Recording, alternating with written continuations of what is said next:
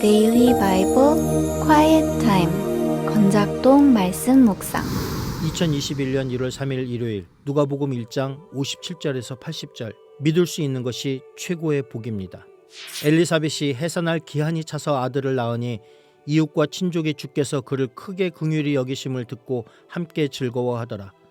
8일이 되매 아이를 할례하러 와서 그 아버지의 이름을 따라 사가랴라 하고자 하더니 그 어머니가 대답하여 이르되 아니라 요한이라 할 것이라 하매 그들이 이르되 내 친족 중에 이 이름으로 이름한 이가 없다 하고 그의 아버지께 멈칫하여 무엇으로 이름을 지으려 하는가 물으니 그가 서판을 달라 하여 그 이름을 요한이라 쓰매 다 놀랍게 여기더라.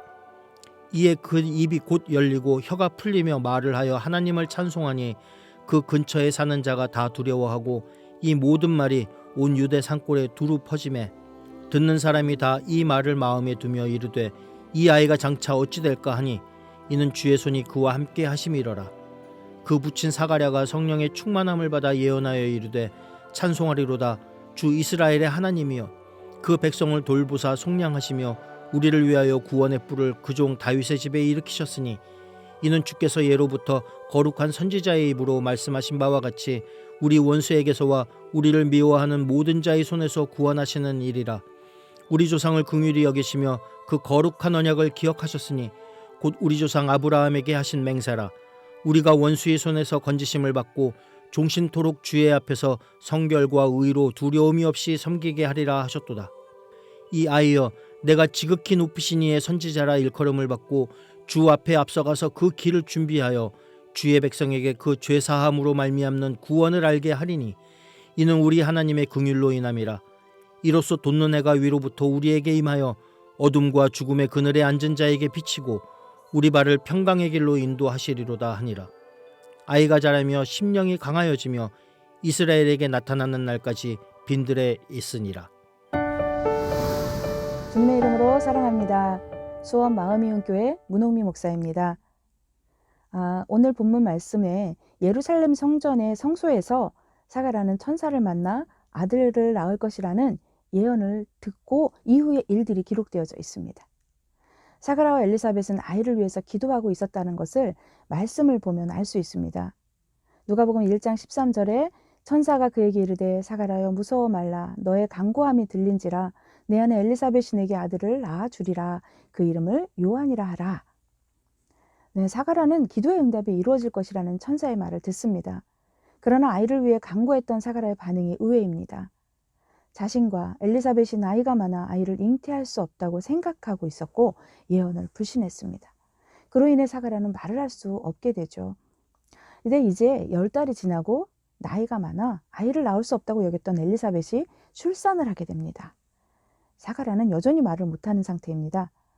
아들을 낳아 예언대로 모든 사람이 기뻐하며 즐거워하고 축하를 했습니다. 이어 이름을 지어야 하는데 친족들은 아버지의 이름을 따라 사가랴로 짓자고 합니다.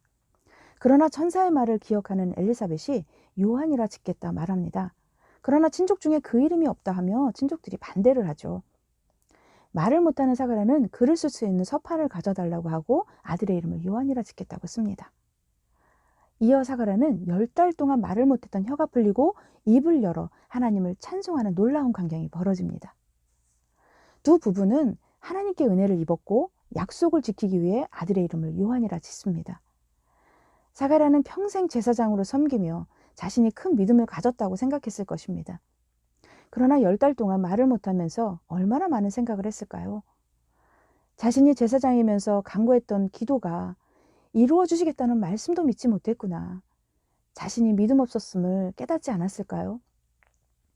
입을 열어 말을 할 수 있게 되자 성령 충만함으로 이스라엘을 구원하신 하나님의 은혜를 찬양합니다. 그리고 우리를 위하여 구원의 뿔을 그의 종 다윗의 집에 일으키신 것을 찬송합니다. 시편 132편 17절에 다윗의 자손으로 메시아가 나올 것을 약속하신 하나님의 말씀의 응답으로 성취될 것을 찬송하고 있습니다. 그리고 자신의 아들인 요한의 장래에 대해서 그 이룰 사역을 예언합니다. 사가랴는 10달 동안 말은 못했지만 어떤 경험보다도 더 귀한 은혜를 경험한 시간이었습니다. 그 경험을 통해 더욱 깊은 믿음을 가지게 되었습니다. 기도하면서 믿음이 없어 이 기도를 이루어 줄 수 없다고 생각하지는 않았습니까? 하나님은 아들의 이름을 요한이라 짓게 하셨습니다. 요한의 이름의 뜻은 야훼는 자비로우시다, 긍휼을 베푸신다 라는 뜻을 가지고 있습니다. 믿음 없었던 사가랴가 말 못하는 10달 동안 자신의 믿음 없음을 하나님께서 긍휼히 여기셨다는 것을 요한의 이름을 보면서 우리는 알 수 있습니다. 사가랴와 엘리사벳에게 긍휼을 베푸셔서 아들 요한을 주신 하나님의 자비하심을 우리도 구해야 합니다. 지금 말을 못했던 사가랴의 답답함이 우리 삶 속에도 있을 것입니다.